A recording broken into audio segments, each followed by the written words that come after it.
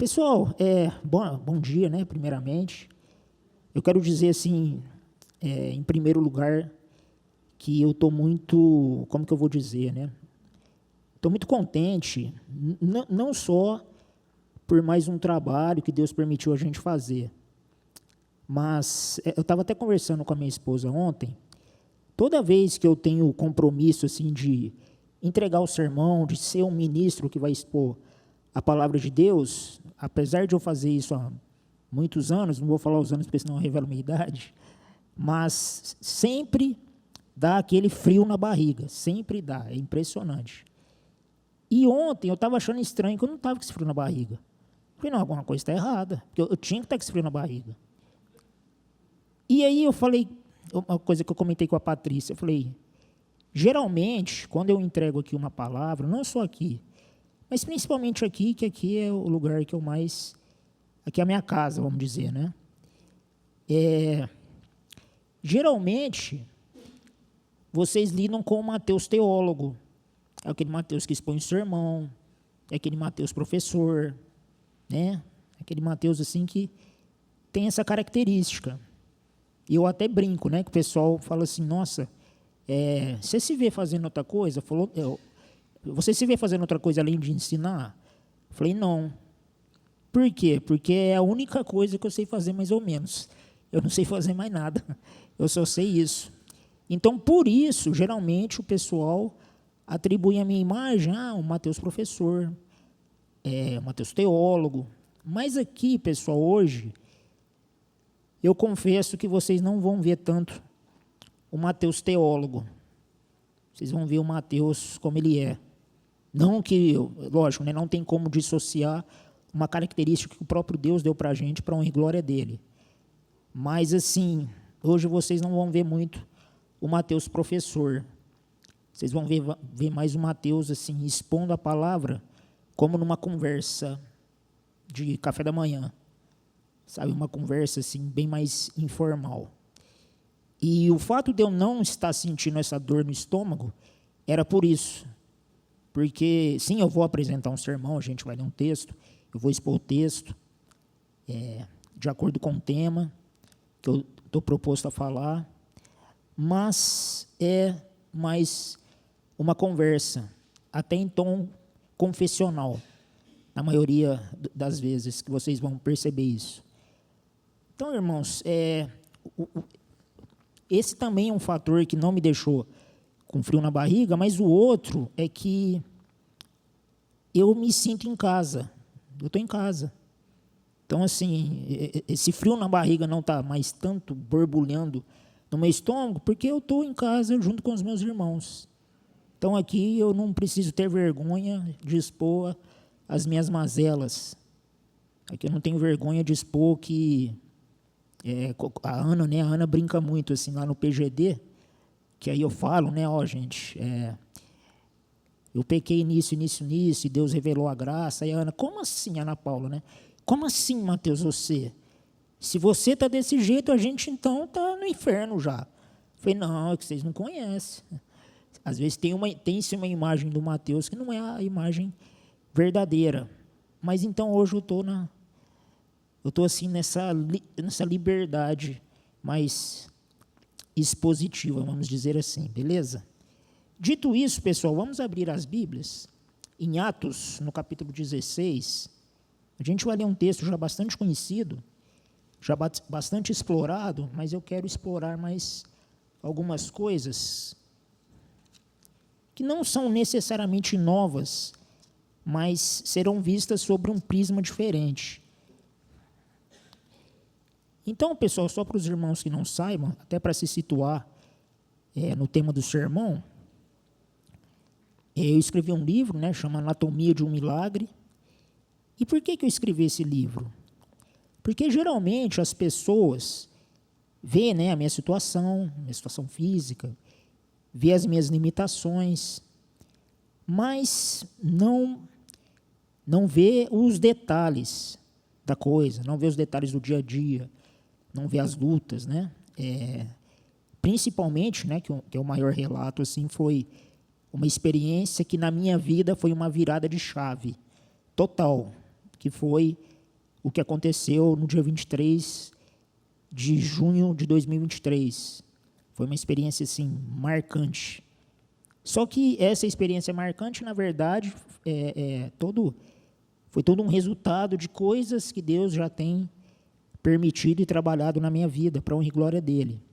Então, o que eu quis escrever nesse livro foi falar um pouco dessa experiência, o milagre que aconteceu e como Deus, no dia a dia, me sustenta. Porque eu creio que isso vai edificar a vida das pessoas. E aí vocês vão ver que o milagre é muito maior. E um outro motivo também pela qual eu escrevi esse livro foi justamente para abordar um pouco sobre o conceito de milagre. Porque, geralmente, grosso modo, o senso comum no cristianismo, vamos dizer assim, que se tem em relação ao conceito de milagre é a ação de Deus que extrapola todas as leis naturais. Embora esse seja um conceito correto, mas ele é incompleto. Ele é incompleto. Na Bíblia, nós vemos a distinção, principalmente nos evangelhos, de Jesus fazendo sinais, prodígios e maravilhas, ou milagres. Então, o que são os sinais? Os sinais são as ações de Jesus que testificavam de que fato ele era o Messias. Então, ele precisava fazer esses sinais, sinalizando o fato de que ele era o Messias, de que o Messias chegou. E o reino de Deus também chegou. Então, são sinais que apontavam para o advento do reino de Deus e para o advento messiânico. Esses são os sinais. Os prodígios foram para revelar a natureza divina de Jesus. Jesus não era apenas o Messias, ele era o Deus encarnado. Ele era o Deus Filho encarnado, então ele fazia esses prodígios. E aí, as maravilhas, é aí que a gente interpreta as maravilhas sendo tudo aquilo que extrapola as leis naturais. Mas, como eu disse, essa não é uma interpretação equivocada, mas ela é incompleta. Por quê? Não existe essa questão para Deus de extrapolar as leis. Porque aquilo que é sobrenatural para nós é totalmente natural para Deus. Totalmente. Por quê? Porque Deus estabeleceu todas as leis. Então, Deus ele não extrapola a lei. Ele só aplica uma que a gente não conhece. Então, para Jesus andar sobre as águas, não tem nenhuma lei quebrada ali. Por quê? Porque é da natureza de Jesus. Agora, a gente, sim, para a gente é algo que extrapola as leis naturais, porque nós somos seres naturais. Mas nós somos chamados a viver uma vida sobrenatural. Então, por conta disso, por conta dessa limitação nossa, a gente interpreta milagre como sendo as ações extraordinárias. E aí, por isso, a gente atribui a Deus apenas as ações extraordinárias e não consegue enxergar Deus nas ações ordinárias. Mas a gente precisa entender que as ações ordinárias também são milagres. E a gente precisa ver a ação de Deus também nas coisas ordinárias. Porque não existe essa distinção, pessoal. Assim, quando eu falo não existe essa distinção, é lógico que existe, mas quando eu falo não existe, é no sentido de Deus só age de maneira sobrenatural. Então é sobrenatural? Então é Deus agindo. O ordinário, não, o ordinário é ordinário. O ordinário faz parte da vida.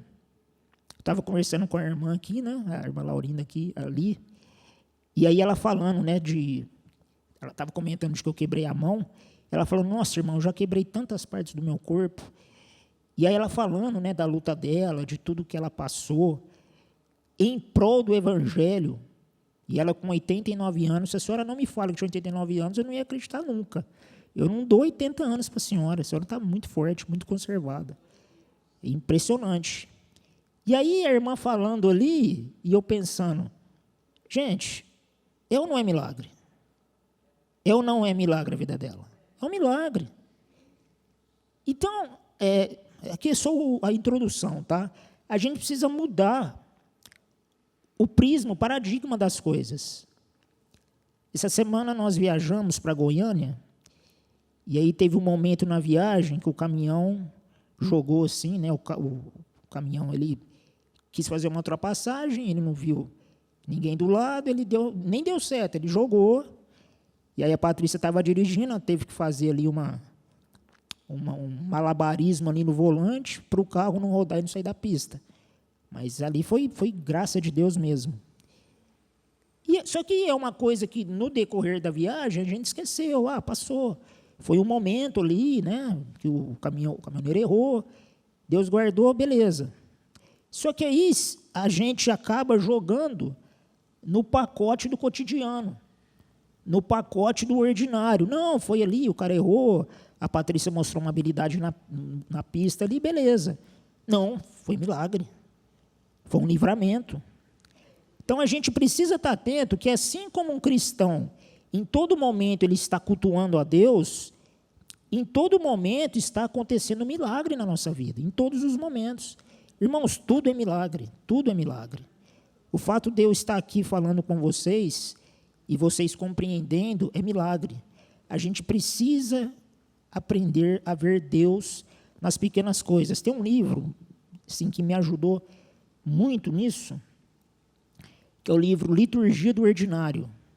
Esse livro assim, é extremamente simples, mas extremamente profundo. Por quê? Porque ela fala, ela trabalha com a tese, né, que foi desenvolvida pelo James Smith, que é a questão do homem litúrgico.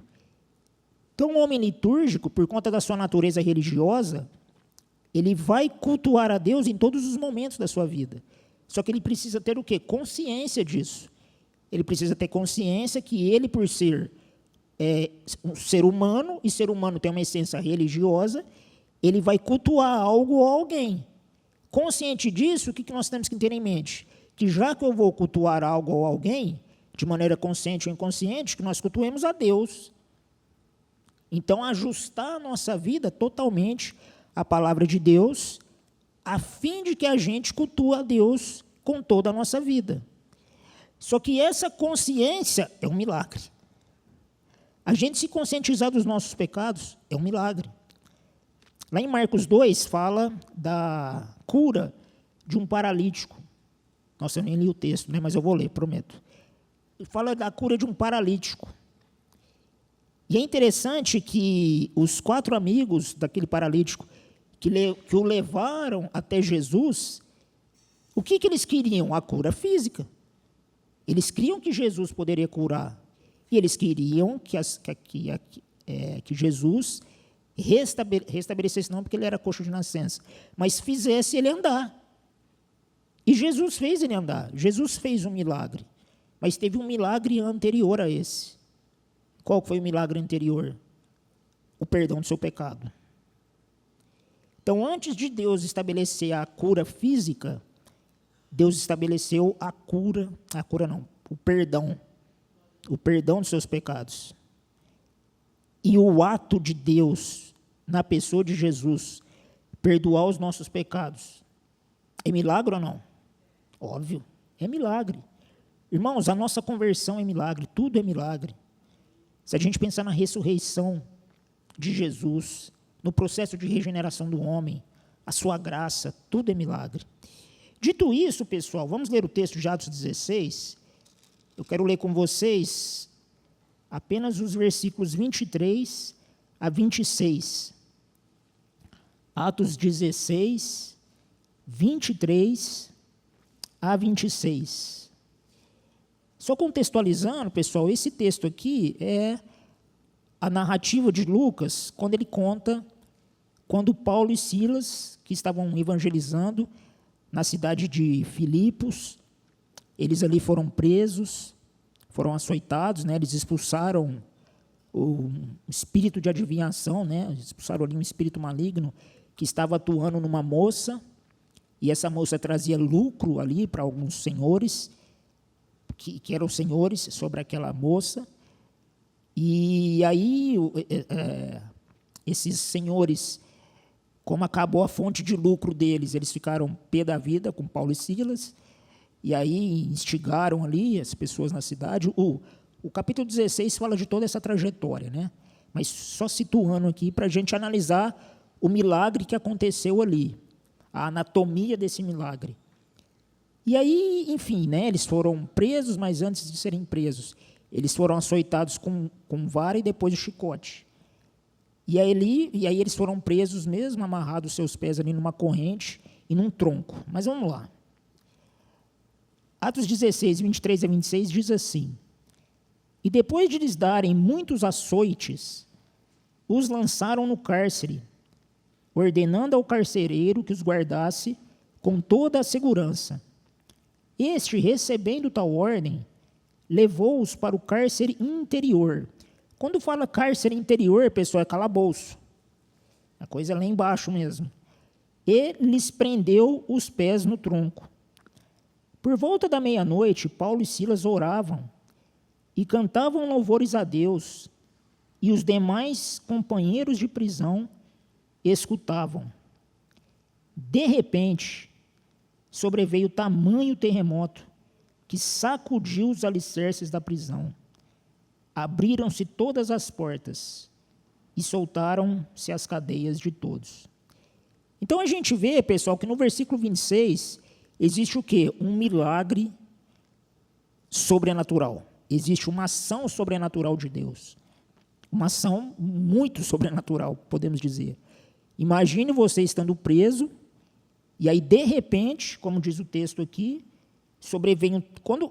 olha os termos que a Bíblia usa. Sobreveio tamanho terremoto. Quem aqui já passou por um terremoto? Eu, graças a Deus, nunca passei. Ninguém, né? Então, tá certo. Eu também nunca passei. Mas a gente vê filmes, né? Às vezes eu vi anos atrás, que no Japão é muito comum ter terremoto, né? E ali passa ali, né, a câmera pegando, e é uma coisa realmente assustadora. Então sobreveio tamanho terremoto que sacudiu os alicerces da prisão. Então aqui é uma coisa aterrorizadora. Imagina você estar preso num lugar e aí começa a sacudir, começa a ter terremoto, sacudir os alicerces da prisão. Isso aqui vai cair tudo, a gente vai morrer. Abriram-se todas as portas. Eu convido vocês a lerem com imaginação.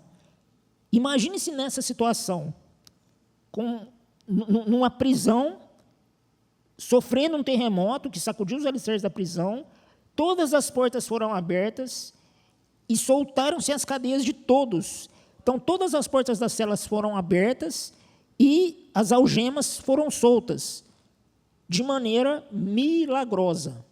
É um milagre, óbvio, notório. Porém, esse milagre, ele foi consequência de outros milagres ordinários. Então, vamos lá. O primeiro, por que Paulo e Silas estavam ali presos? Por pregarem a palavra de Deus. Nós, como cristãos, somos regenerados. E, como eu disse, a regeneração ela é fruto de um milagre. Ela é a ação de um milagre na nossa vida. E pregar a palavra, pessoal, não é só abrir a Bíblia e pregar a Bíblia. É um milagre. Tanto milagre que Jesus, lá em João 14, 26, ele fala, virá o Espírito Santo, que é o Consolador, ele vos ajudará e vos fará lembrar de tudo que eu vos tenho dito. Lá no 16:8, ele fala, né, que é o Espírito Santo que convencerá o homem do pecado, da justiça e do juízo. E no versículo 13, ele diz que o Espírito da verdade os guiará a toda a verdade. Então, perceba que o nosso relacionamento com Deus, ele é baseado no milagre a todos os momentos. Então, o ato de pregar a palavra, como Paulo e Silas aqui estavam fazendo, é em si um milagre. Porque é um milagre a gente compreender a palavra, porque nós só compreendemos a palavra mediante a ação do Espírito na nossa vida. Porque se fosse apenas, lógico, o culto ele é racional, mas a racionalidade do culto abarca a ação de Deus na nossa mente. Porque se pregar a palavra fosse apenas fruto de um esforço e de um esmero intelectual, o Luiz Felipe Pondé era o maior crente que existe nos dias de hoje. O Jô Soares ia ser um crentão, falecido Jô Soares. Então, existem muitos ateus que conhecem muito de Bíblia, mais do que cristãos.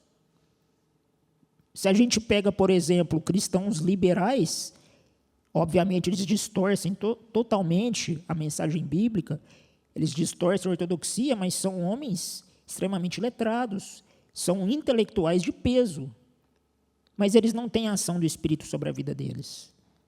Eles não têm a ação do milagre, que é o próprio Espírito revelando. É lógico que, como eu disse, essa participação no entendimento da palavra, ela sim trabalha no nosso intelecto, mas o milagre está nisso. Quando a nossa capacidade de raciocinar, que veio de Deus,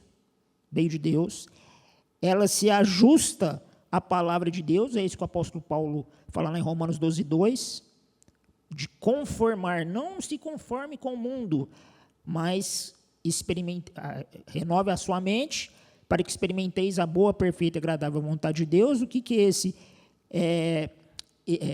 renovar a mente? O que é essa renovação de mente? É justamente a nossa mente estar submissa à palavra, à ação reveladora do Espírito Santo de Deus. Então, quando nós entendemos corretamente a palavra, não é somente fruto da nossa intelectualidade, mas é o próprio Espírito Santo agindo no nosso intelecto.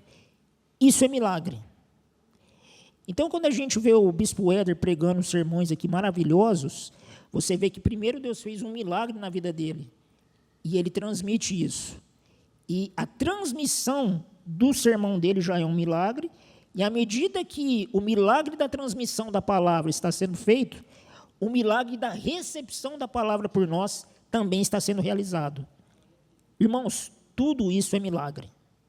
Então, nós precisamos discernir e entender que todas as ações de Deus são milagres, a fim de que o glorifiquemos por isso. Então, Paulo e Silas já estavam realizando milagres, estavam pregando a palavra. E pessoas estavam se convertendo, outro milagre. Tudo isso é milagre, gente. Só que aí o que aconteceu? Qual foi o resultado do milagre? Bênção, né? Bênção, foi bênção. Esse é um dos muitos textos que são calcanhar de Aquiles para os adeptos da teologia, bem entre aspas, da prosperidade. Porque Paulo estava pregando a palavra e o que aconteceu? Ele ficou rico. O que aconteceu? Ele nunca mais ficou doente. Agora, por que ele ficou preso? Porque ele esqueceu de declarar: eu determino que eu não seja preso. Não, ele também não fez isso. Então, o que aconteceu aqui? Ele foi preso. Mas antes de ser preso, apanhou. O que isso significa?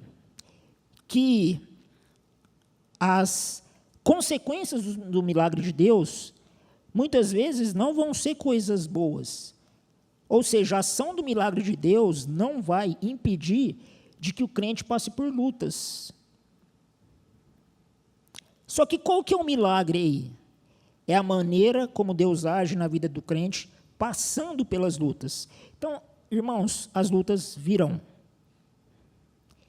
Qualquer mensagem que você ouve, aqui, graças a Deus, você não vai ouvir, mas qualquer mensagem que você ouve diferente dessa, de que o crente não passa por lutas, de que se você está passando por problemas financeiros é porque você está em pecado, ou porque tem uma urucubaca que você precisa quebrar a maldição. Irmãos, isso não é Bíblia.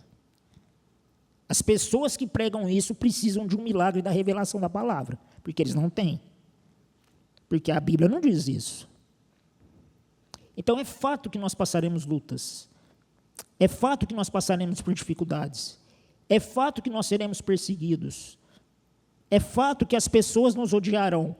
No Sermão da Montanha, Jesus falou isso. Bem-aventurado quando vocês forem perseguidos por minha causa.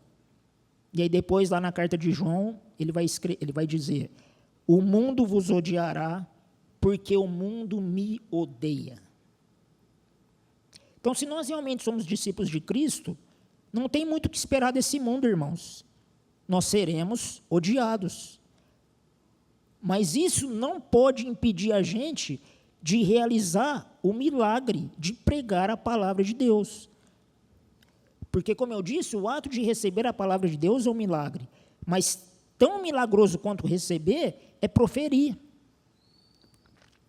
E nós precisamos disso, irmãos. A vida cristã se resume nisso. Em viver o evangelho e fazê-lo conhecido.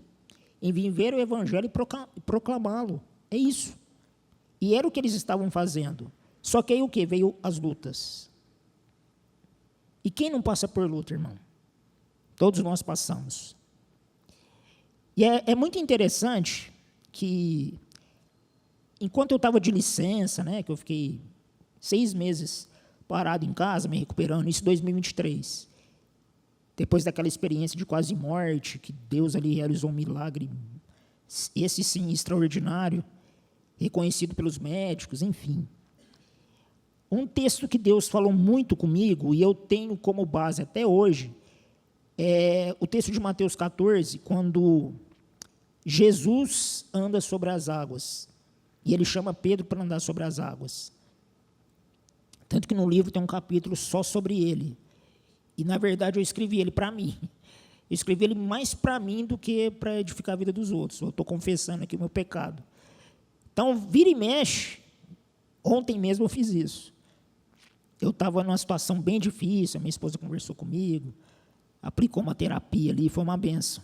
Mas antes da minha conversa com ela, que foi maravilhosa, eu comecei a ler esse texto, como se outra pessoa tivesse escrito.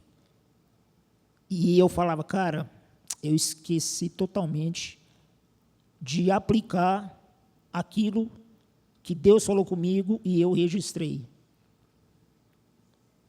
E aí eu comecei a ler ali, e uma coisa que pega foi justamente o fato de quando Jesus ele veio andando sobre as águas, ele tinha poder para acalmar a tempestade. Ele tinha todo o poder.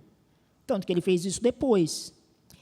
Mas o interessante é que Jesus queria que os discípulos, e principalmente Pedro, passasse pela experiência de olhar para Jesus em meio à tempestade. Que ele provasse do milagre em meio à tempestade. Porque o que acontece? Quando nós estamos num momento de luta, num momento de dificuldade, o que a gente ora? A gente ora para a solução. A gente ora para Deus solucionar o problema. Irmão, enfim, né, vamos pegar aqui um exemplo.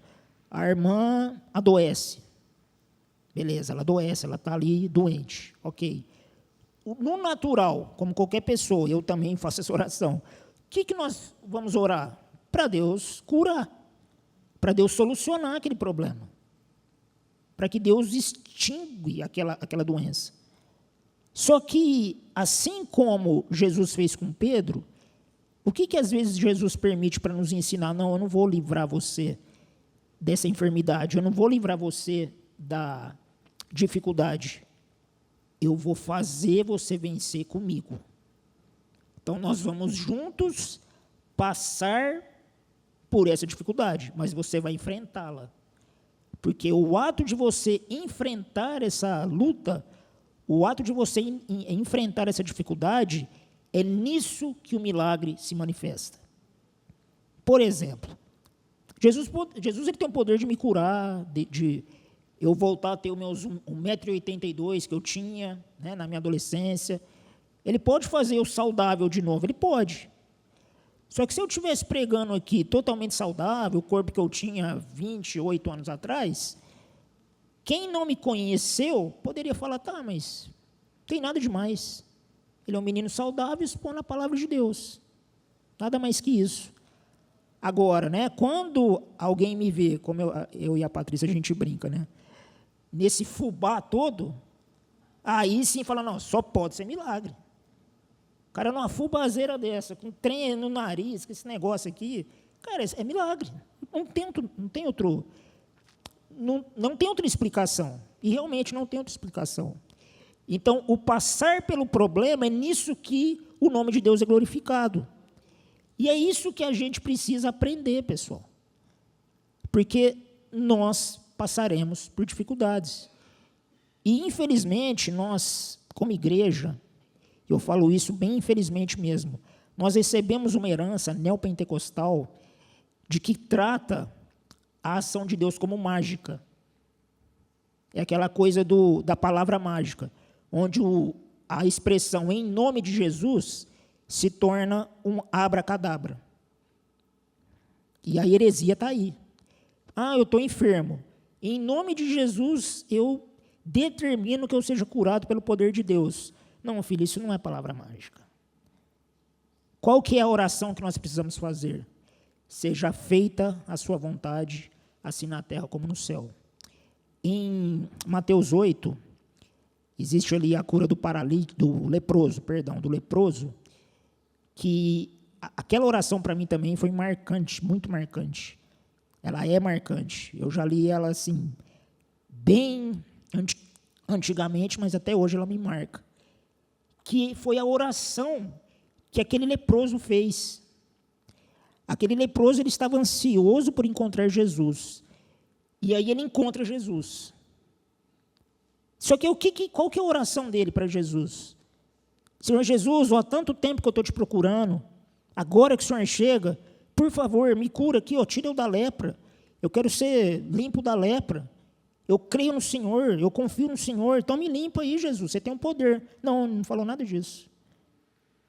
O texto diz assim, o leproso vendo, adorou. A primeira coisa, o adorou. Colocou-se de joelhos e disse, Senhor, faça-se a sua vontade.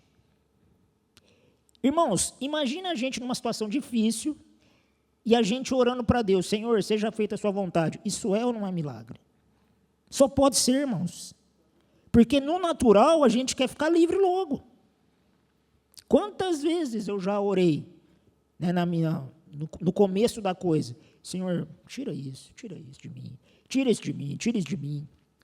Nesse final de semana, meu cunhado casou e a gente foi para o casamento dele, né? O casamento foi em Trindade, perto de Goiânia, pertinho, né? Viagem bem curta, 8 horas de viagem, enfim.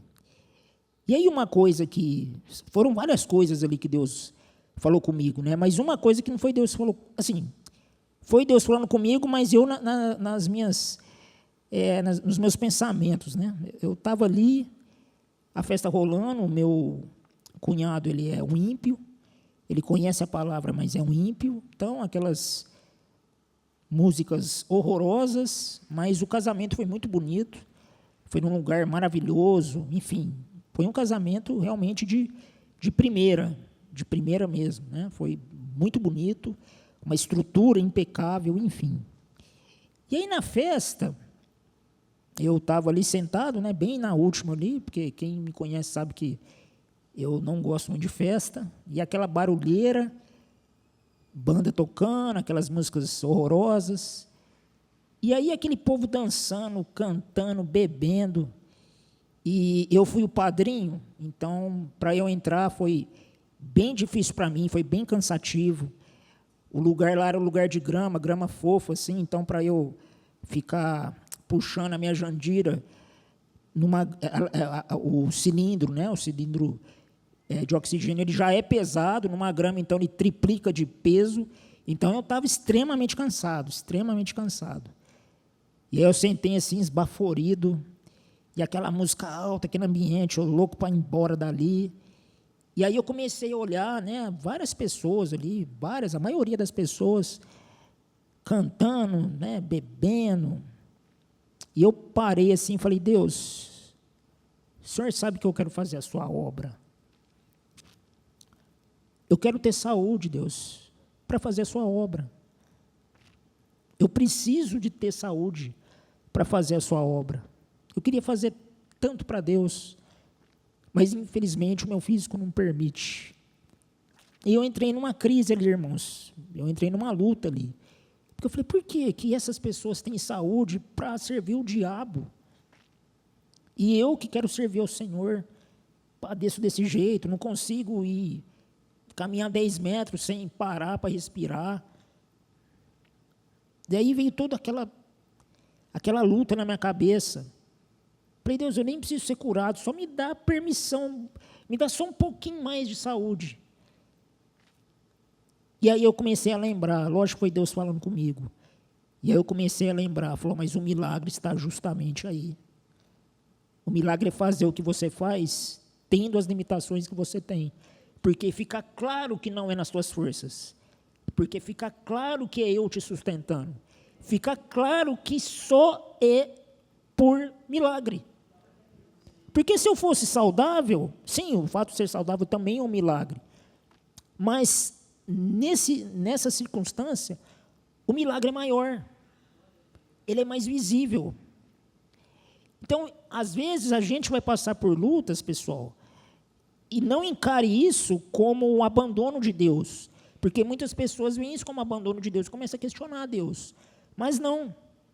Assim como Jesus não acalmou a tempestade, mas permitiu com que Pedro andasse sobre a tempestade, Deus vai permitir tempestades nas nossas vidas, mas vai nos capacitar a andar sobre elas, a vencer sobre elas. Não no sentido da cura, mas de conviver com elas e glorificar a Deus por isso.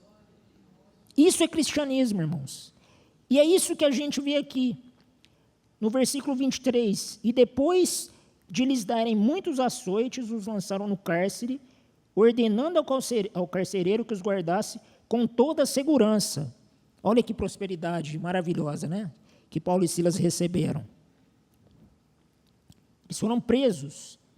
E estes, recebendo tal ordem, levou para o cárcere interior e lhes prendeu os pés no tronco. Então, imagina a situação. Os caras tinham rasgado as roupas deles, estavam seminus. Nos versículos anteriores fala isso. Depois eles levaram varadas. Irmãos, varada não é essas varinhas de goiabeira que a gente disciplina os nossos filhos, não. Era porrete, filho. Era uma coisa, era pesada. A Bíblia fala vara aqui, mas era porrete. Depois, os açoites, que eram chicotes, que eram tranças de couro com ossos e dentes de animal, que rasgava a pele. Então, eles levaram os açoites. Depois, levaram eles para uma masmorra. Imagina uma masmorra para respirar, umidade. Enfim. E prenderam os pés. E aí, o que Paulo e Silas fizeram nessa situação? Começaram a colocar Deus na parede.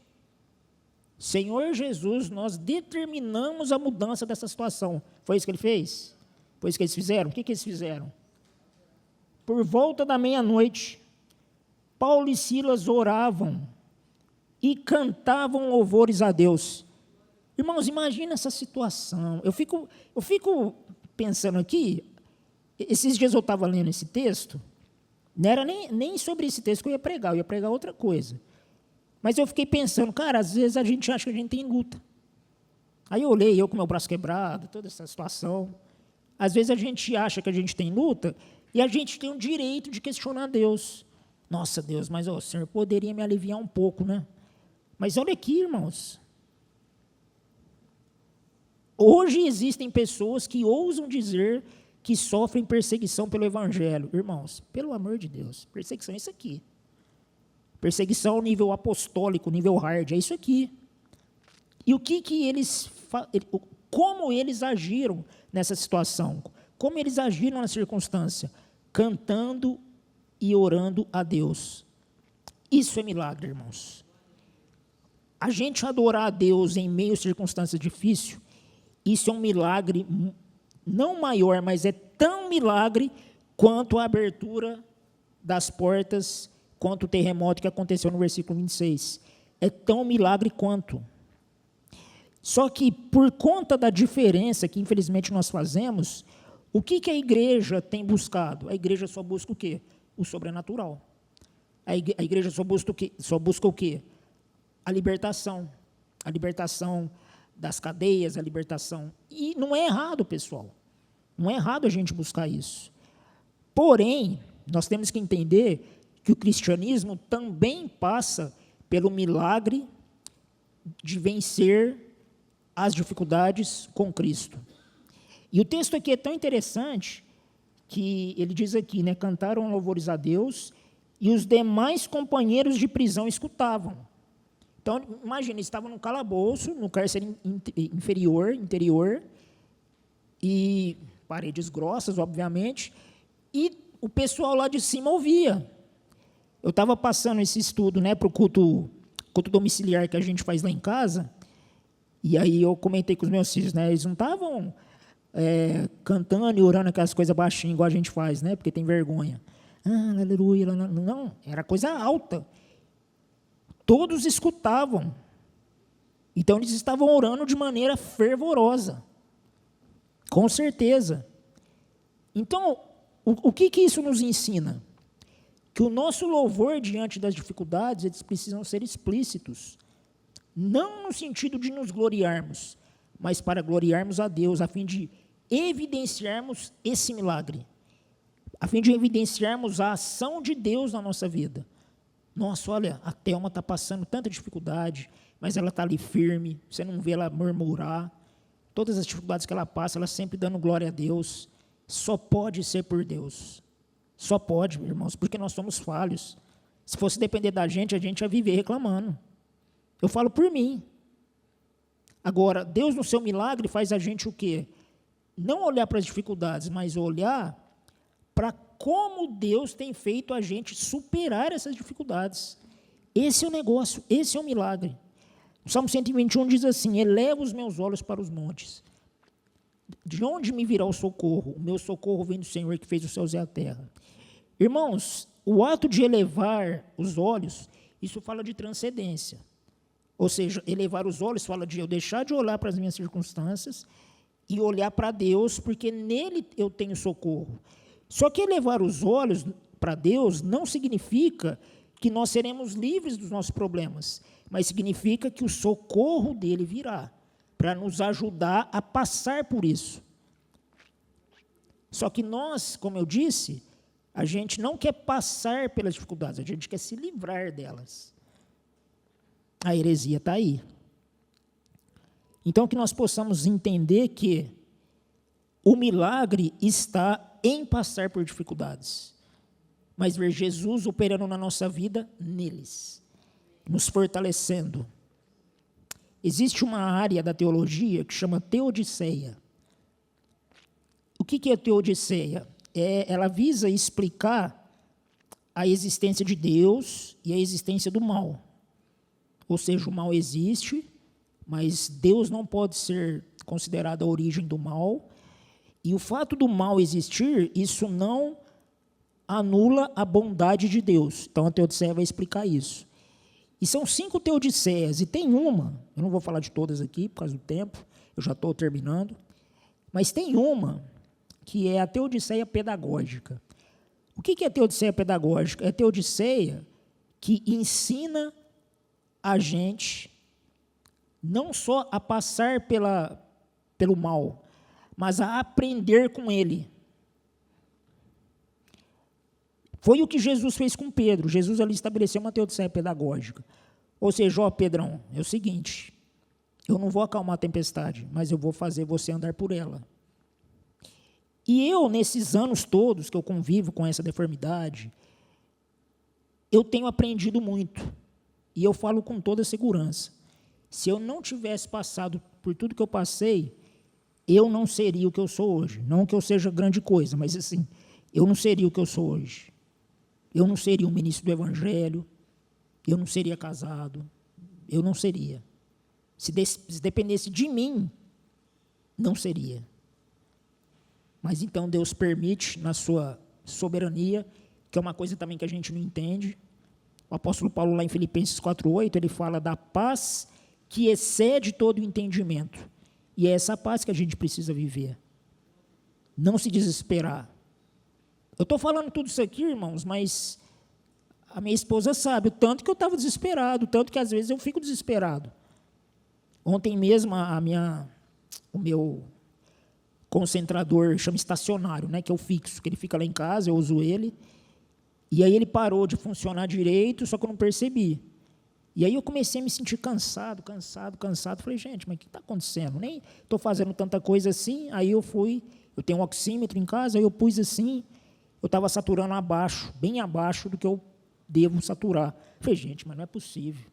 Aí, irmãos, aí vem o desespero, porque, não, então tem algo, porque eu não sabia que era o mau funcionamento do concentrador, para mim era comigo. Falei, nossa, velho, agora. Aí eu fui lá, aumentei, nada. Aumentei mais um pouquinho, nada. Falei, pronto, eu estou sucumbindo, não estou respirando direito. E eu lembro que em 2023, na segunda vez que eu internei, foi no HC, a médica me falou, vai chegar uma hora que você não vai conseguir respirar muito bem, e aí não tem muito o que fazer, vai ter que te entubar, e da intubação, aí já não tem mais volta. E eu fiquei com isso. Só que eu fiquei com isso e falei, gente, espera aí, eu não creio nos médicos, eu creio no milagre. E aí eu comecei, né, a fazer exercício físico, a gente lembra até do Rock Balboa, né? Coloca a musiquinha lá, e aí eu comecei a pedalar, comecei a pedalar ergométrica, eu faço até hoje exercício físico. Só que o que aconteceu? A coisa, graças a Deus, tem melhorado bastante, eu tenho diminuído a quantidade de oxigênio auxiliar. Tanto é que lá no HC eu já tenho apelido. Qual que é o apelido? Lá vem o milagre. Eu não falei nada. Os próprios médicos falam, ixi, esse aí é um milagre ambulante. Eu falei, isso mesmo. E aí eu aproveito já para pregar o evangelho, né? Mas, enfim, porque é visível. Só que aí, quando começou a baixar a saturação, eu já entrei em desespero. E quando a gente entra em desespero, a gente esquece de todas as vitórias. A gente esquece de tudo. Começa, nossa, agora. Pronto. Sabe, a palavra daquela médica veio novamente na minha mente. Falei, nossa, eu acho que está chegando a hora. E aí você já pensa, nossa, eu não vou ver a minha filha casar. Aí você já começa um drama todo, né? E aí me deu um lampejo assim. Eu falei, não, peraí, deixa eu trocar. Aí eu pus nessa aqui. Aí eu pus lá em cima, né? Falei, porque se eu tenho que colocar o oxigênio lá em cima para poder saturar. Aí eu comecei a saturar muito alto. Aí eu fui baixando. E aí saturando na margem de segurança. Falei, não, então, peraí, o problema não é comigo. O problema é com o concentrador. E aí eu descobri que o problema era o concentrador. Liguei lá na distribuidora, na Air Liquid, né? E aí realmente era um mau funcionamento da máquina que, graças a Deus, ajustou. Mas por que eu estou contando isso? Porque, às vezes, quando a gente passa por uma situação difícil, a gente tem a tendência humana de esquecer de todas as vitórias e começa a focar naquilo, e aquilo te faz desesperar. E é aí que a gente tem que lembrar, peraí, eu estou passando por uma situação difícil, que está me descrevendo uma situação bastante complicada, mas eu preciso elevar os meus olhos. Eu preciso olhar para Deus. Eu preciso lembrar das promessas de Deus. Eu preciso lembrar de tudo o que Ele tem feito. Não é o que Ele fez, é o que Ele tem feito. Se Ele tem me sustentado até aqui, é óbvio que Ele vai me sustentar também nessa situação. Mas eu tenho que passar por isso. Por quê? Porque nisso eu aprendo a discernir a mão de Deus. Amém? Então é isso que eu queria compartilhar com vocês. E isso é cristianismo. Cristianismo é milagre. Não existe cristianismo, não existe relacionamento com Deus sem milagre. Amém? Vamos ficar de pé. Eu queria chamar o bispo Éder para fazer o encerramento aqui.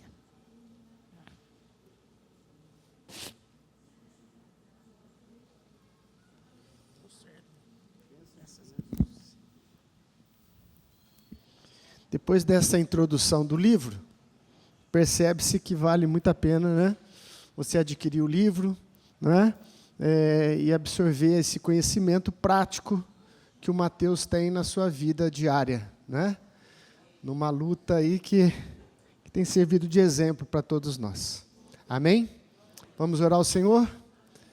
E só terminando, ele vai estar lá depois dando autógrafo nos livros, nós vamos fazer ali um momento ali, né, de confraternização após o culto, amém? Pai, graças eu te dou, Senhor, em o nome de Jesus, porque nós não entendemos todas as coisas, mas sabemos que o Senhor é soberano sobre todas as coisas. O Senhor seja louvado, Senhor, quando estamos com saúde perfeita, quando estamos lutando com falta de saúde. O Senhor seja louvado quando estamos bem financeiramente, quando não estamos tão bem assim, porque o Senhor governa sobre tudo e sobre todos. A Ti seja a honra, a glória, hoje e para todos sempre. Amém. E que o grande amor de Deus Pai, a graça do nosso Senhor Jesus Cristo, e a doce presença do Seu Espírito Santo esteja conosco e com todo o povo de Deus, hoje e sempre. Amém. Deus te abençoe, meu querido, vá em paz.